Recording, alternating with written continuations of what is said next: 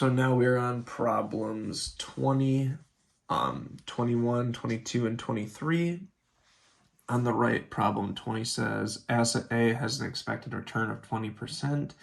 The market risk premium is 10%, and the risk-free rate is 5%. What is asset A's beta? So the equation that we're going to use is ER,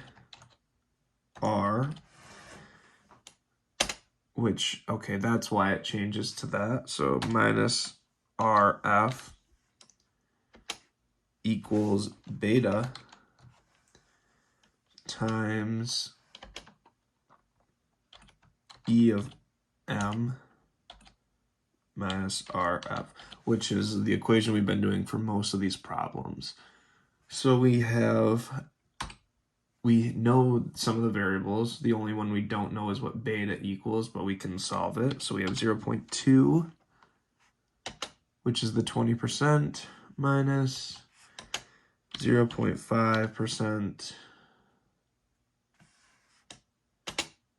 equals beta, whoops, I misspelled that, beta times 0.1. So then if we keep solving it further, we know that 0.2 minus 0.05 is 0.15. That equals beta times 0.1. And then if we keep solving it, we would get beta equals to 1.5, which is the correct answer for 20. Problem 21 says the risk-free rate is 4% and the required return on the market is 12%. What is the required return of an asset with a beta of 1.5? Again, we are going to use this equation, so we know what the RF is, 4%. Beta equals 1.5. EM equals 12%. And RF, again, for the equation is 4%. So this equals RF right here plus our beta multiplied by our EM minus our 4%. That gives us 16%, which is the correct answer for 21. Problem 22. What is the required return on a portfolio consisting of 40% of the asset above and the rest is an asset whose returns are perfectly correlated to the market? So we have our two stocks, stock A and stock B for our securities. The weight is 0.4 and 0.6. The return we are given right here. So return is 16% and 12%. Our weighted returns, again, we multiply our weight by our returns to get weighted returns. We get 6.4%.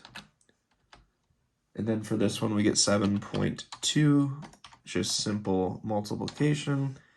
And then what we do is we add those to find the sum of the weighted returns.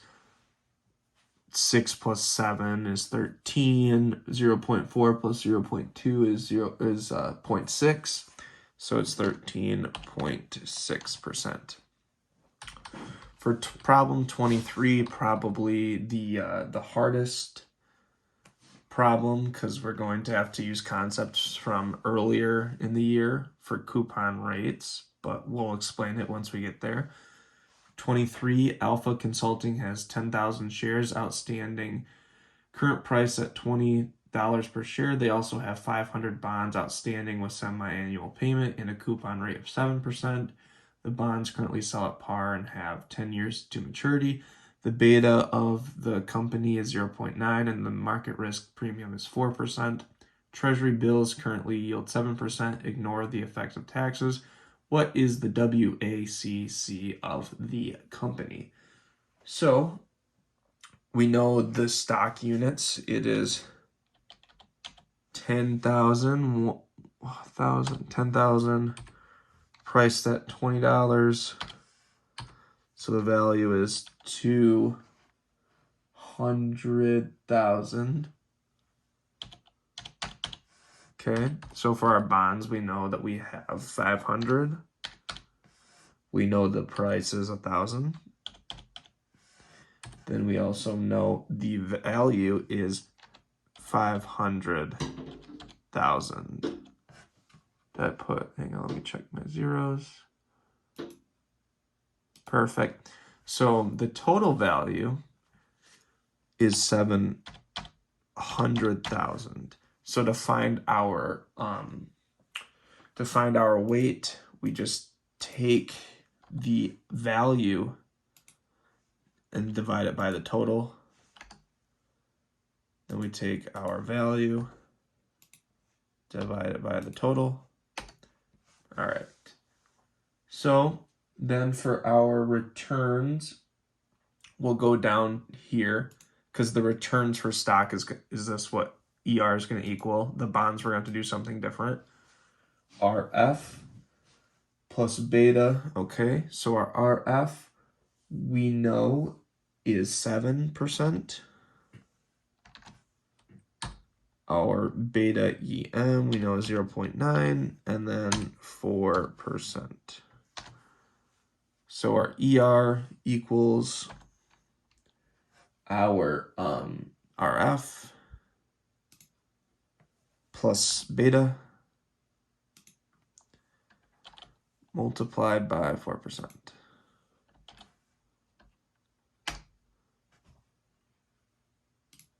I messed up here. E28, 9, 7% plus. Oh, I forgot the multiplication sign. There we go.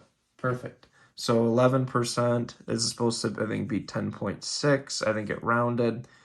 So we know our returns, though, is the same as our ER. I'm just going to put 10.6%.